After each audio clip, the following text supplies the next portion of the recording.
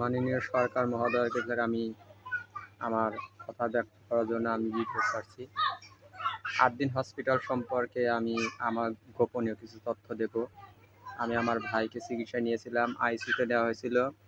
এই হাসপাতালটা আমি সম্পর্কে আগেও বলেছিলাম, কোনো তদারক পাইনি। সে সময় স্বৈরাচারী সরকার ছিল বিধায় আমি কিছু করার সুযোগ পাইনি। সাংবাদিক মাধ্যমে ফেসবুকে আমি ছেড়েছিলাম, কোনো কাজ হয়নি। যারা আমার ভিডিওটা দেখবে অবশ্যই সরকার মহোদয়কে জানাবে। এই ঢাকা ৮ দিন হসপিটালে আমার ভাইকে নেওয়াতে সেখানে আইসিইউতে ঢুকানো হয়। আমার ভাই নিজ মুখে স্বীকার করেছে যে আইসিইউতে তারা রাত্রেবেলা যে সমস্ত নার্সগুলো হলো দুনিয়ার সমস্যা, এগুলো নার্সরা কোনো সুচিকিৎসা দেয় না, না দিয়ে রাত্রেবেলা তারা আড্ডাবাজি করে। এবং আইসিইউতে প্রত্যেকটা আইসিইউতে আছে এরকম, তারা ওষুধ নিয়ে যায়, আবার ওষুধ দেখা যায় পুনরায় আবার ফিরে আনে। তারা আমাদের রুগীকে যে ওষুধটা দেওয়া হয় সেই ওষুধটা পুনরায় দেখা যায় আবার অফিসে চলে আসে, আবার ওরাই ওষুধ নিয়ে যায়। ওরা কি করে না করে কোনো তদারক নাই। একজনের ওষুধ আর একজনকে, আর একজনের ওষুধ আর একজন, ওষুধ নিয়েও ঝামেলা আছে।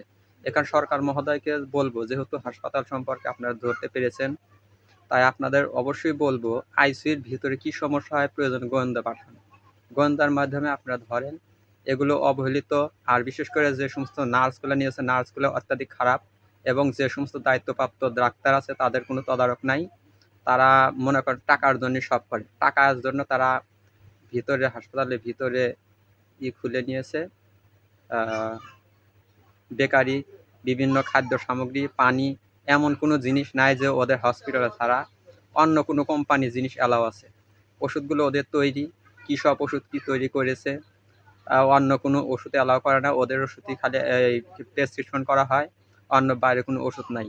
আর ওষুধগুলো নিয়ে যাওয়া হয়, এত টাকার ওষুধ একদিনের ভিতরেই দেখা যায় অনেক ওষুধ শেষ করেই না, সে ওষুধগুলো পড়ে থাকে। এই ওষুধগুলো নিয়ে দেখা যায় আর একজনের খাটাচ্ছে। এটা আমার ভাই নিজ মুখে স্বীকার করেছে।